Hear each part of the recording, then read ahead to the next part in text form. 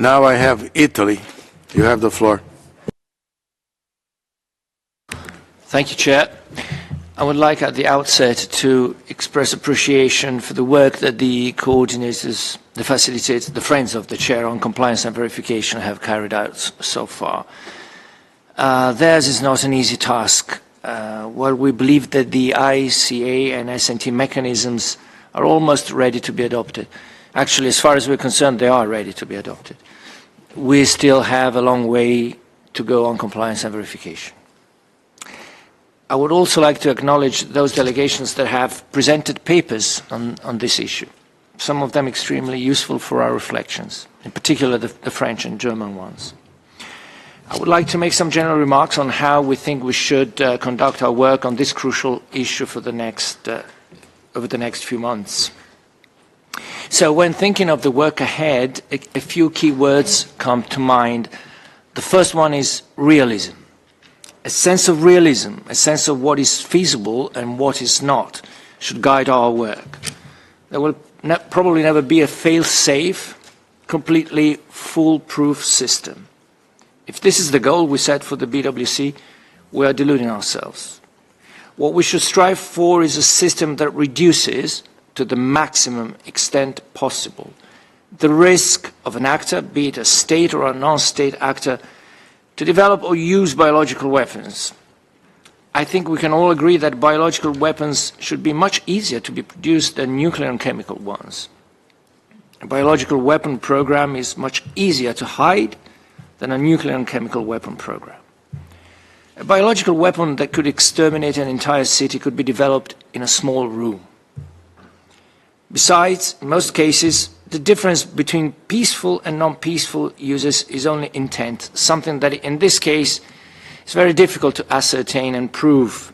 Just to give you a concrete example, in the nuclear field, uranium enrichment to a level higher than what is needed for peaceful uses indicates or can indicate a specific intent in and by itself. Clear-cut situations such as this are much rarer in the biological field.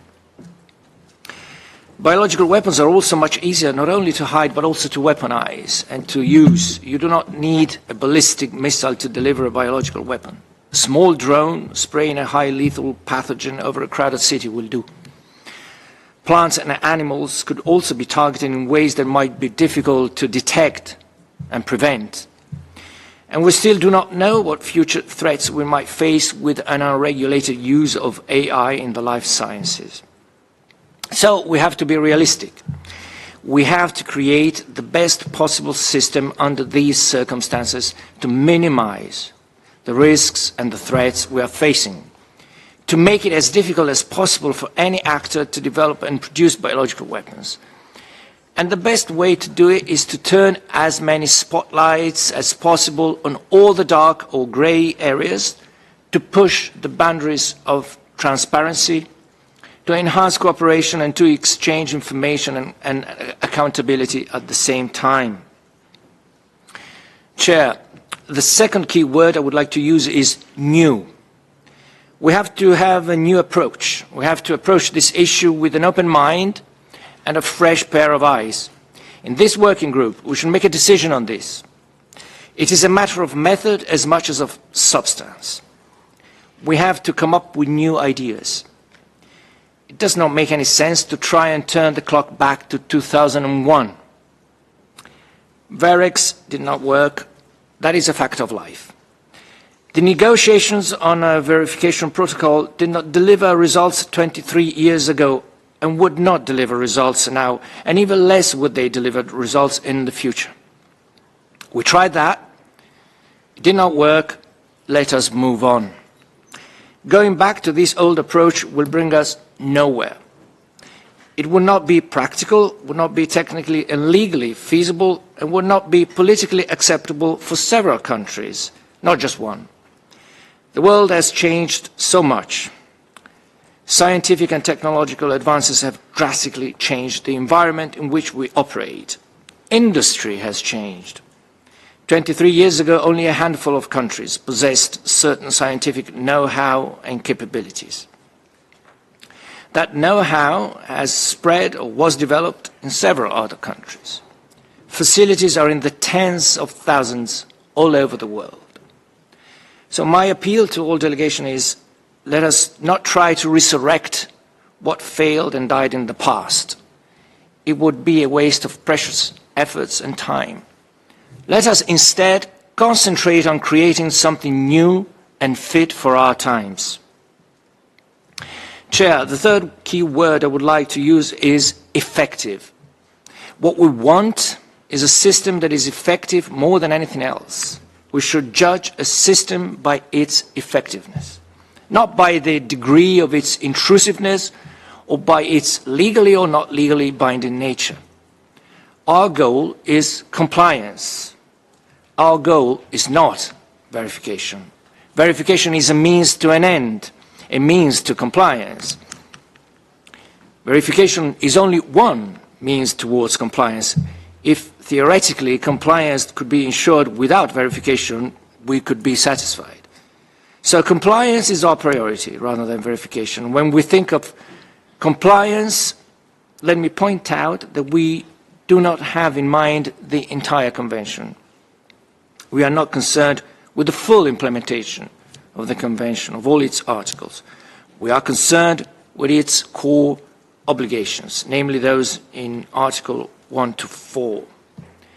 Compliance in this context means that every state party will never develop, produce, stock or transfer biological weapons.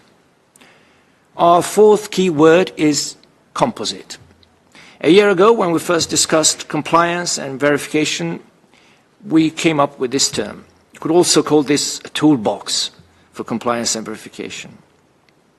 We envisage a composite compliance and verification regime consisting of a mix of voluntary and legally binding measures along a continuum. This continuum can go from fully voluntary measures, including voluntary visits to facilities, especially BSL-4 laboratories, or voluntary transparency exercises, to mandatory CBMs and a mandatory peer review mechanism, from surveillance networks and assistance to states parties to, further along this continuum, inspections and investigations. Other measures of this type could be adopted. We hardly speak anymore of the Tianjin biosecurity guidelines for codes of conduct for scientists that we discussed at length at the 9th Review Conference. Something like this could provide an important step towards the establishment or strengthening of scientific networks, mutually informing one another and operating with the same standards and adhering to the same ethical and professional principles and to a transparent conduct of their work. All these measures together would foster a culture of transparency and trust that would be immensely beneficial, and they would help implement the more intrusive further measures along the compliance and verification continuum. Chair, I will speak more in depth about your roadmap for the adoption of the two mechanisms when we discuss ICA and SNT. For the moment, let me just say that we support your efforts as the country that first drew attention to the possibility of a special conference in 2025 to adopt the two mechanisms. Last August, only 3 delegations mentioned this idea in their statement. In only a few months, this has become a widely shared goal, and we are very pleased with this development. There is one aspect in particular in your proposal that we consider useful in order to bridge the gap between different elements of our mandate. It is the freezing clause of the mandate of the two mechanisms, limiting its scope to discussing and making recommendations on compliance and verification. A year ago, we pointed out the relevance of the mechanisms in order to make progress on compliance and verification. Let me repeat that argument now. If we have an ICA mechanism, we can ask it to help us achieve compliance of the BWC by enhancing states' parties' capabilities. for instance, by assisting them in ensuring the safety and security of their biological facilities, in making sure that their laboratories do not fall into the hands of terrorists and rival armed groups, that those laboratories are indeed used to produce vaccines for that state's population. Now, if we have an SNT mechanism, we can task it to look at the technical and scientific challenges of verification. An SNT mechanism can help us understand what is technically feasible and what is not, which biotechnologies can be verified and how, what a given procedure would consist of, how inspections and investigations could be carried out from a strictly technical point of view, what economic costs this would imply, what level of intrusiveness such a system would or could have. We need scientists to make progress on compliance and verification. It is not for this group to talk about terminology, list of pathogens, threshold quantities, equipment, modalities of inspections and investigations, and so on and so forth. We need sound scientific advice to look into all those technical issues and develop any consistent verification regime. And this is why we believe we should have an SNT mechanism in place as soon as possible, as this would guide us through this process. Without one such mechanism and its science-based advice, and let me add, without the dialogue with industry that this mechanism could foster, no sound and effective political decision can be made on verification. I thank you, Chair. Thank you, Ambassador. Does